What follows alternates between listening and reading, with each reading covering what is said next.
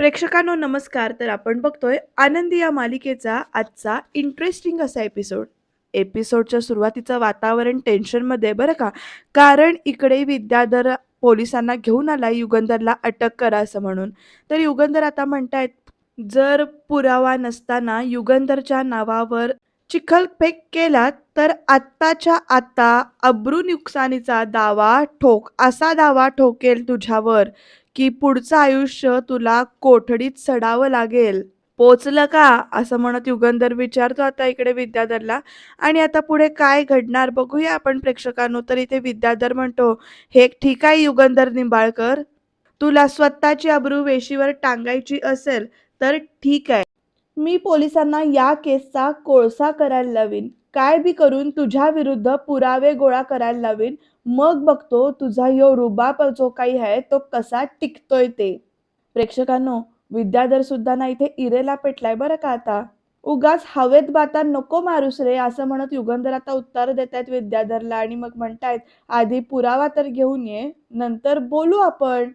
"ओ inspector, तुम्ही काय इथं तमाशा बघत बसलाय? जावा, आत्ताच्या आत्ता पुरावा घेऊन या. आत्ताच्या आत्ता याला अटक झालीच पाहिजे," असं म्हणत इकडे विद्याधर आता पोलिसांना सांगतोय. आनंदीला मात्र या सगळ्या गोष्टीचं टेन्शन आलंय बरं का. पोलीस इन्स्पेक्टर म्हणतायत, "ठीक आहे, आम्ही आजपासूनच इन्व्हेस्टिगेशन जे काही आहे ते सुरू करतो. चला," असं म्हणत बाकीच्या हवालदारांना घेऊन पोलीस इन्स्पेक्टर गेलेत. तर आता विद्याधर म्हणतोय, "आणि तुम्ही बी सगळ्यांनी आता कान उघडं ठेवून ऐका. आता या युगंधरची उलटी गिनती सुरू झालीया. आता लवकरच यो माणूस तुरुंगात जाणार आहे आणि तुम्ही सगळेजण स्वतःच्या डोळ्यांनी हे सगळ्या गोष्टी बघणार आहे." असं इथे युगंधरच्या बाबतीत विद्याधर म्हणतो आणि बाकी सगळे बघा कसे बघतायत ते. तर विद्याधरला आता युगंधर म्हणतात, "शहाणी माणसं युद्ध होण्याच्या पूर्वी कधीच निकाल सांगत नसतात. आधी जिंकून तर दाखव, मग नंतर निवांत बसून आपण बोलूया." प्रेक्षकांनो, या दोघांचं जे काही चाललंय ना ते बघणं खरंच इंटरेस्टिंग असणार आहे असं वाटतंय. कारण विद्याधरने सगळे पुरावे वगैरे शोधायचा प्रयत्न सुरू करणार आहे आता. तर युगंधर मात्र एवढे शांत का आहेत हे मात्र काही कोडं आपल्याला कळत नाहीये. ते कळेलच. त्याच्यासाठी एपिसोड शेवटपर्यंत बघावा लागेल आणि चॅनलला सबस्क्राईब मात्र करून ठेवावं लागेल.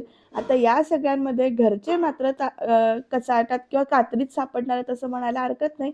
कारण दोघंही घरची मुलंच, दोघंही सख्खे भाऊ आणि या सगळ्यातून आता नेमकं काय बाहेर येणार हे बघत राहणं खरंच इंटरेस्टिंग ठरणार आहे. बघूया पुढे काय घडतंय ते. युगंधर शिर्केंना घेऊन वरती आपल्या रूममध्ये गेलेला आहे. तर इकडे विद्याधरला मात्र झालेला बॉम्ब ब्लास्ट आठवतोय.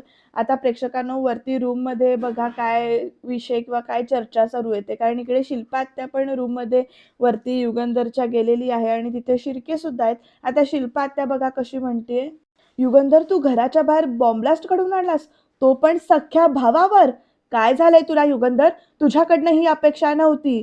तर लगेच ना युगंधर म्हणतात, "त्यांनी जे आनंदीच्या सोबत केलं त्याचं उत्तर त्याला त्याच्याच भाषेत देणं गरजेचं होतं." आता शिर्के फक्त या दोघांची चर्चा ऐकतायत बरं का. युगंधर पुढे म्हणतात, "किचनमध्ये कुकरचा ब्लास्ट करून त्याने त्या निष्पाप पोरीचा जीव घेण्याचा प्रयत्न केला. त्या आनंदीसाठी तू सख्ख्या भावाला जीवानिशी मारायला निघाला होता. तुला कुटुंबाची काळजी नाहीये का रे?" असे प्रश्न शिल्पात्या विचारते. "आणि तू इतका क्रूर कसा का वागू शकतोस?" असं शिल्पात्या म्हणते. तर युगंधर म्हणतो, "मी काही त्याला मारायला गेलेलो नव्हतो. एवढा कच्चा खेळाडू नाहीये हा युगंधर निंबाळकर. हा दणका जो काही होता ना तो किरकोळ होता. हे सगळं जे काही आहे त्याला त्याची लायकी दाखवण्यासाठी आणि कडक ताकीद दाखवण्यासाठी हे सगळं केलेलं आहे. या विद्याधरने सुरुवातीपासून आनंदीचा मानसिक छळ केलेला आहे आणि आता तो थेट तिच्या जीवावर उठलाय. खरं तर मला पश्चाताप होतोय की मी तो दणका एवढा छोटासा का केला. तिथंच त्याला संपवून टाकायला हवा होता." असं इथे विद्याधरबद्दल युगंधर बोलतो आणि आत्याबाई शॉक होते बरं का. आणि शिल्पा म्हणते, "युगंधर, अरे तू काय बोलतोयस? मला तर आता भीती वाटायला लागली. तू विद्याधरला ओळखतोस अरे. तो शांत नाही बसणार. तो पोलिसात जाईल, तुला कोर्टात खेचेल तो. मी मी मी ना आता एक काम करते. मी आता विद्याधरला समजावून सांगते एफ-आय-आर मागे घे म्हणून." तर असं म्हणत शिल्पा आत्या निघत असते. तर तोपर्यंत युगंधर म्हणतो, "ताई, त्याची काही एक गरज नाहीये. तुला विद्याधरची कुठलीही मध्यस्थी करायची गरज नाहीये. माझं आणि त्याचं हे वैयक्तिक भांडण आहे युगंधर निंबाळकरला समोर आलेली परिस्थिती कशी हँडल करायची हे कळतं, हे चांगलंच माहिती आहे. असं म्हटल्यानंतर शिर्के सुद्धा आता गप्प बसलेत. युगंधर पुढे म्हणतो, "ताई, तू आमच्या दोघांच्या मध्ये पडू नकोस. तू जा." शिर्के आणि आम्हाला दोघांना फॅक्टरीच्या बाबतीत काही चर्चा करायची आहे, असं म्हणून सांगितल्यानंतर प्रेक्षकांनो इकडे शिल्पात्या बाहेर जायला निघत असते. पण हे सगळं बोलणं जे काही आहे ना, ते आनंदी इकडे दरवाजाच्या मागे राहून ऐकतीये आणि तिला सुद्धा आता जराशी भीती वाटायला लागली. तिला आता टेन्शन येतंय या सगळ्या गोष्टींचं. पण विद्याधरच्या बाबतीत किंवा युगंधर जो काही आहे, तो अगदी स्टेबल दाखवलाय. प्रेक्षकांनो आता पुढे बघा काय होतंय, जेव्हा शिल्पात्या बाहेर येते, आनंदीला तिथे बोलणं चोरून ऐकताना बघते. आता दरवाजा लावून घेते बरं का शिल्पात्या पहिल्यांदा आणि मग आनंदीला काय म्हणते बघा, "बेशरम, तुला लाज नाही वाटत? तू इथे उभं राहून चोरून-चोरून आमचं बोलणं ऐकतेयस? हे वादळ जे काही या घरात आलंय ना, ते ते फक्त या तुझ्यामुळे. तू पाणी पुरवतेस या सगळ्या गोष्टीला. विचार कर, विचार कर, जर का तो ब्लास्ट झाला असता आणि विद्याधरला जर काही झालं असतं, तर युगंधरला आयुष्यभर जेलमध्ये जावं लागलं असतं. अगं, माझ्या भावाला जर काही झालं ना, तर मी तुला जिवंत सोडणार नाही. लक्षात ठेव." असं म्हणत ना तिचा गाल ओढते जोरात, असं जोरात ढकलून देते बिचारी आनंदी. मात्र इथे टेन्शनमध्ये सापडली आणि खूप तिला असं काळजी वाटते. बघूया पुढे काय घडतंय ते. प्रेक्षकांनो इकडे हे पायलन कोटेशन आलेलं आहे. हे मी चेक केलंय. तुम्ही ते डिझाईन्स बघून घ्या, असं म्हणत ही दोघं जण इथे फॅक्टरीच्या कामाबद्दल चर्चा सुरू आहे या दोघांची. ऑफिसचं काम जे काही आहे फॅक्टरीचं ते चालू आहे. युगंधर डिझाईन्स वगैरे बघून घेतायत आणि आता प्रेक्षकांनो शिर्के म्हणतात, "मालक साहेब, अहो एक बोलायचं होतं." तर युगंधर फक्त हं म्हणतो. शिर्के पुढे म्हणतात, "नाही म्हणजे ह्या विषयाचं राहू दे. जरा वेगळा विषय आहे म्हणून जरा विचारतोय. मालक साहेब, अहो परिस्थिती लई बेकार आहे. अहो गाडीच्या ब्लास्टची सखोल चौकशी जर का पोलिसांनी सुरू केली ना, तर ते पोलीस आपल्या दरवाजापर्यंत येऊन पोहोचतील अहो. खरंच अवघड परिस्थिती आहे मालक साहेब." तर शिर्के, "काळजी करायचं काय कारण नाही," असं म्हणत आता युगंधर म्हणजेच मालक साहेब म्हणतात आणि मग पुढे म्हणतात युगंधर, की "निंबाळकरांच्या घराची पायरी कधी चढायची, कधी चढायची नाही, कधी काय करायचं, हे पोलिसांना मात्र चांगलंच ठाऊक आहे. शिर्के, हे बघा, हे कोल्हापूर टेक्सटाईलचं काम कुठवर आलंय?" असं म्हणत ना विषयच बदलतात इथे युगंधर आणि मग पुढे विचारतात, की "ते कामामध्ये त्या दिरंगाई होता कामा नये. ती ऑर्डर जी काही आहे ते वेळेवर पोहोचली पाहिजे." तर शिर्के म्हणतात, "आपला 70% माल जो काही आहे तो तयार आहे. उद्याच्या संध्याकाळपर्यंत सगळी डिलिव्हरी होऊन जाईल." शिर्के म्हणत असतात, "ते सगळं होऊन जाईल हो मालक साहेब, पण ह्या मॅटरचं काय करायचं?" तर मालक साहेब म्हणतात, "रात्र खूप झाली आहे. तुम्ही एक काम करा, घरी जाऊन निवांत झोपा. बाकी सगळीकडे काय लक्ष देऊ नका." तर शिर्के म्हणतात, "ठीक आहे, येतो मी. पण काय बी लागलं तर तुम्हाला फोन करा तुम्ही मला. मी बोलून घेऊ का पोलिसांशी वगैरे?" असं म्हणत असतात शिर्के. तर युगंधरना विषय जास्त ताणवत नाहीत आणि ते म्हणतात, "तुम्ही निघा." आता या युगंधरच्या डोक्यामध्ये नेमकं काय चाललंय हे मात्र एक गौड बंगाल आणि हा एक सस्पेन्स आहे असं वाटतंय. कारण शिर्के घाबरलेत, पण युगंधर मात्र अजिबात घाबरत नाहीये किंवा अजिबात त्याच्या डोक्यात काय आहे ते कुणालाच कळू देत नाहीये. तर रात्रीच्या वेळी इथे आनंदी ना देवासमोर जप करत उभी आहे शांतपणाने. बिचारी खूप घाबरली आहे. सगळी परिस्थिती जी काही आहे ती तिला समजते आणि त्याच्यामध्ये आत्या त्याच्यात जखमेवर मीठ ओतायचा वगैरे प्रयत्न करतायत, की "तुला मी सोडणार नाही, तुझ्यामुळे हे सगळं झालंय." हे जे काही आत्या शिल्पाताई बोलून गेले त्यामुळे ती अजूनच जराशी ना घाबरल्यासारखी झाली. ती देवाला प्रार्थना करत इथे उभी आहे आणि आता तिथे प्रेक्षकांनो युगंधर म्हणजेच मालक साहेब आलेले आहेत. बघूया आता या दोघांमध्ये काय बोलणं होतंय ते. आनंदी शांतपणाने देवाची प्रार्थना करत देवासमोर दिवा लावून उभी आहे. युगंधर तिथे तिच्या जवळ येतो आता. युगंधर आनंदीला म्हणतो, "एवढ्या रात्री कसला जप करतेस तू?" तर आनंदीचा जप पूर्ण झालाय प्रेक्षकांनो, त्यामुळे ती माळ आपल्या हातामध्ये घेते, नमस्कार करते आणि आता काय उत्तर देते प्रश्नाचं ते बघूया. आनंदीचा जप पूर्ण होतो. ती जपमाळ आपल्या हातामध्ये घेते, नमस्कार करते. देवाजवळ ती जपमाळ ठेवते आणि आता तिकडनं पुढे जाते. मालक साहेबांच्या इथे जाऊन उभी राहते आणि आता प्रेक्षकांनो, काय बोलणं होतंय बघूया या दोघांमध्ये. मालक साहेब परत एकदा विचारतात, की "तू कोणासाठी जप करतेयस?" तर आनंदी म्हणते, "मी सहजच करत होते जप मालक साहेब." तर युगंधर म्हणतो, "मला माहिती आहे, की तू विद्याधरपासनं मला वाचवण्यासाठी म्हणून तू माझ्यासाठी जप करत होतीस म्हणून." तर प्रेक्षकांनो इकडे आनंदीनं अशी बघत राहते नुसती, अंदाज घेत राहते. आता युगंधर पुढे म्हणतो, की "मला कळत नाही, की तू कुठल्या मातीची बनलेली आहेस. तुला 1000 वेळा सांगितलंय, की तुझ्यात आणि माझ्यात फक्त माणुसकीचं नातं आहे. त्या पलीकडं काय बी नाहीये. तरी बी तू माझ्या अन् माझ्या मुलांमधला दुरावा कमी करण्यासाठी धडपडत असतीस आणि माझ्या रक्षणासाठी एवढ्या रात्री तू देवापुढं साकडं घालत उभी आहेस, पदर पसरून प्रार्थना घालत बसली आहेस. आजकालच्या जगात आपल्या रक्ताची माणसंसुद्धा आपल्यासाठी एवढं सगळं काही करत नाहीत आणि हे सगळं तू अशा नात्यासाठी करतीयेस, जे फक्त आणि फक्त गरजेपुरतं निर्माण झालंय." तर प्रेक्षकांनो, हे सगळं ऐकून घेतल्यानंतर आता आनंदी म्हणते, "मालक साहेब, हे सगळं तुम्ही या नात्याकडे कुठल्या नजरेनं बघताय यावर ते अवलंबून आहे. काही नाती जी काही आहेत, ती रक्ताच्या नात्यांपेक्षा, सख्ख्या नात्यांपेक्षा सुद्धा खूप मोठी असतात. त्या पलीकडली असतात. काही नाती ही आदरातून आणि आणि मनाच्या गाभाऱ्यातून जन्माला येतात. मी तुमचा खूप आदर करते मालक साहेब. कारण काय आहे, तुम्ही आजही तुमच्या पत्नीवरती तितकंच प्रेम, जीवापाड प्रेम करताय. आज जर समिधाताई जिवंत असत्या, तर तुमच्यावर आलेल्या संकटामुळे त्याही असंच देवघरात जप करत असत्या. बहुतेक तुम्हाला माहिती नाहीये, पण माझ्या भल्यासाठी, या कुटुंबासाठी आणि गावातल्या शेकडो कुटुंबासाठी तुम्ही खूप महत्त्वाचे आहात."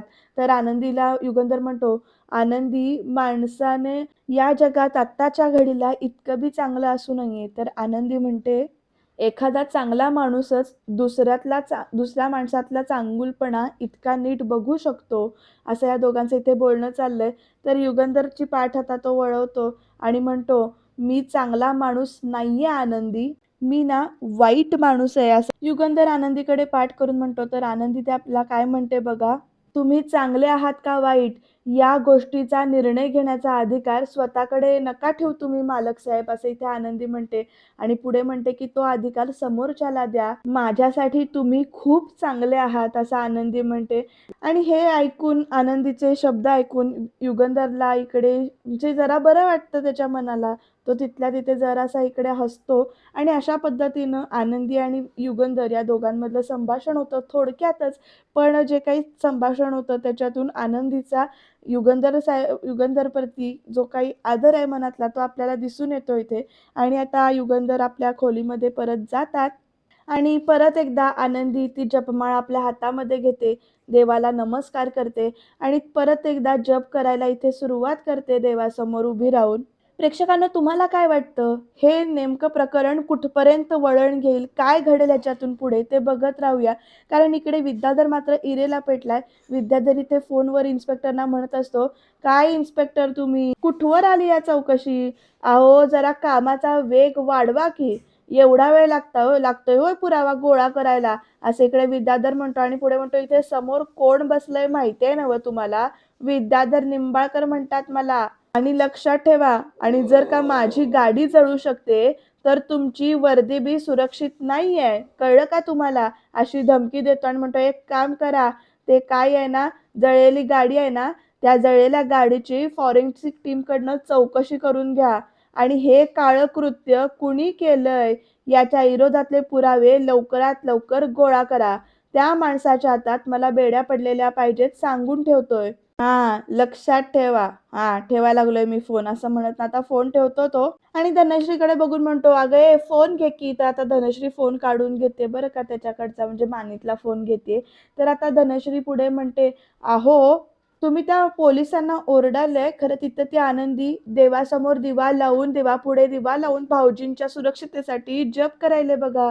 आणि आता विद्याधर काय म्हणतो बघा धनश्रीला, "धने, अगं काय आहे ना, ते देवापुढं किती बी दिवा लावू दे किंवा किती बी काय बी करू दे, त्यानं काय फायदा होणार नाहीये बघ.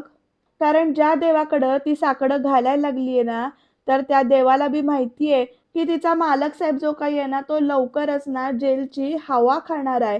तिथं खाली बसून देवापुढं दिवा पेटवायला लागायला लागली आहे आणि इथं मी तिच्या सुखाला कायमची आग कशी लावायची त्याचा विचार करतोय, असं सगळं म्हणतोय बरं का विद्याधर.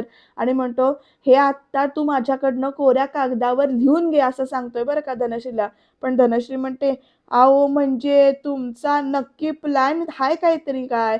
तर विद्याधर म्हणतो, "तू भर बॉटल, ग्लास भर तू, मी सांगतो. त्या पोलिसांनी पुरावा गोळा करू देत, मग बघ मी काय करतो ते. मी त्या युगंधर निंबाळकर नावाचा जो काही मुखवटा आहे, असा ओरबाडून काढल ना, की त्या आनंदीचा संसार रस्त्यावर यायला वेळ लागणार नाही." आणि मग तो असा आपला ग्लास जो काही आहे तो पितो आणि म्हणतो, "स्वतःला या गावचा विधाता समजणाऱ्या त्या युगंधरला त्याच्या खऱ्या अवकातीत कसं आणायचं, हे आता मी अख्ख्या गावाला दाखवून देणार आहे," असं म्हणतोय आणि जोरात आपला पेग जो काही आहे तो इकडे पितोय बरं का. प्रेक्षकांनो, खरंच असं होईल का? विद्याधरच्या मनात जे काही आहे ते घडेल का? की युगंधरने ह्याच्यात सुद्धा काहीतरी विचार करून ठेवला असेल किंवा वाट काढली असेल? बघूया आपण.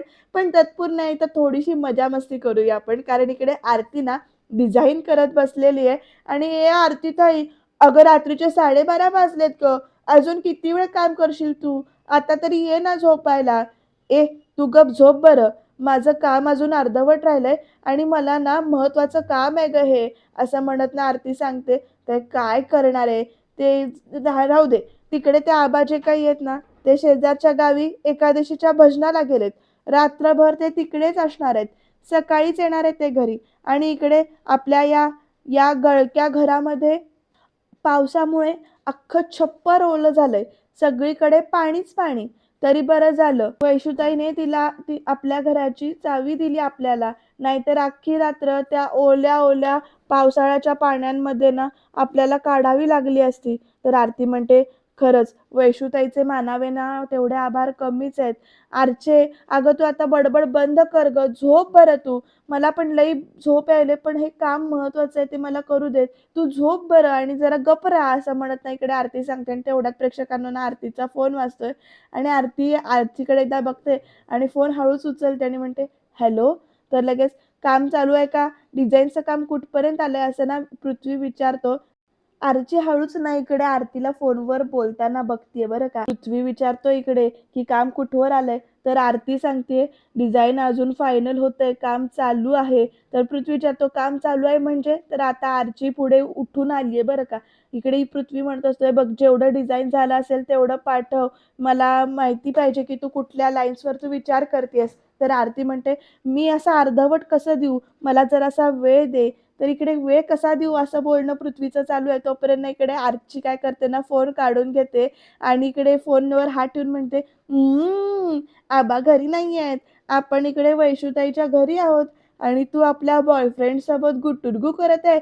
तर वेड लागले का गं तुला? बॉयफ्रेंड वगैरे काय नाहीये." असं म्हणत इकडे ना आरती बोलत असते आणि पृथ्वी बिचारा इकडे हॅलो, हॅलो असं म्हणतोय.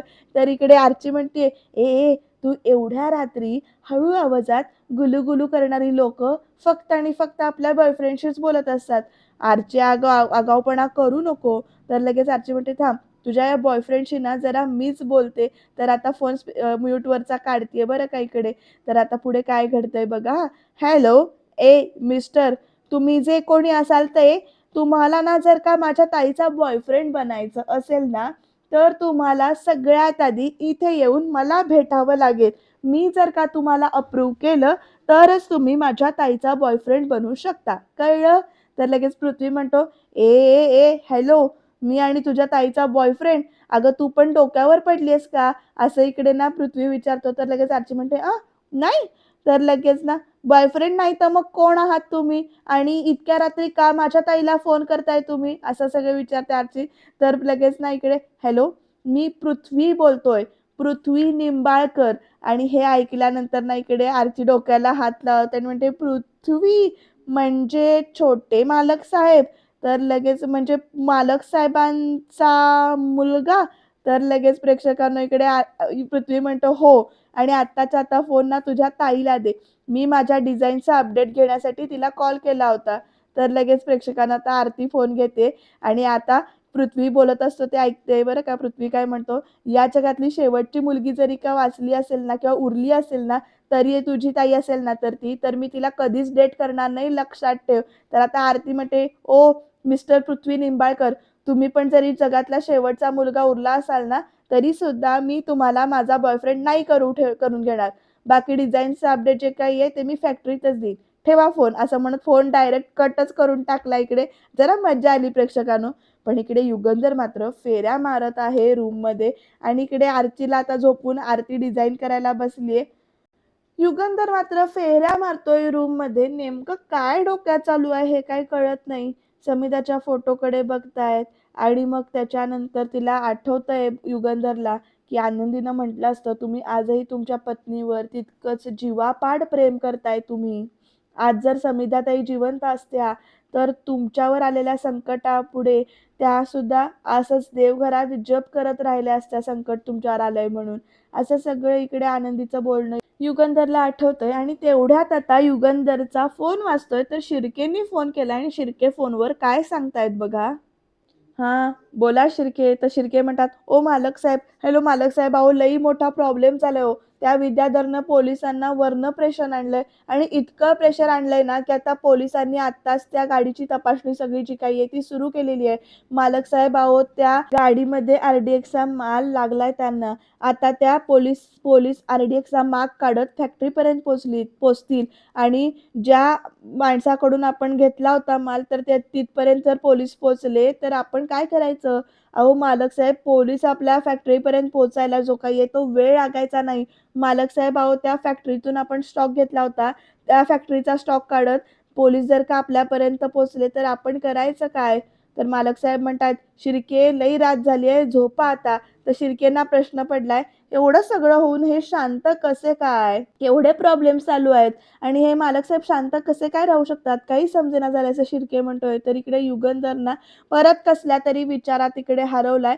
काहीतरी नक्कीच असेल जे युगंधरने विचार केलेला असेल ते उद्याच्या भागात कळेल आपल्याला आणि त्याचबरोबर उद्याच्या भागात आणखीन एक अशी गोष्ट घडणार आहे कारण मीडियासमोर साड्या लॉन्च करण्यासाठी मॉडेल्स शोधणं गरजेचं आहे असं चालू आहे या सगळ्यांचं बोलणं. तर इकडे पृथ्वीनं आता मॉडेल शोधायची गरज नाहीये. पृथ्वी म्हणतोय की साड्यांचं इन्स्पिरेशन जे काही आहे या ब्रँडचं इन्स्पिरेशन आपल्या समोर आहे. शिल्पात त्याला जरासं वाटतंय की कुठेतरी तिलाच मॉडेल म्हणून उभं करतील किंवा तिच्यासाठीच हे सगळं बोलणं चालू आहे. कारण त्याला इकडे धनश्री पण सपोर्ट करते. पण आनंदीचं नाव घेतल्यानंतर सगळेच थक्क होतायत. नेमकं काय होणार उद्या ते बघूया. त्याच्यासाठी तुम्ही सबस्क्राईब करायला विसरू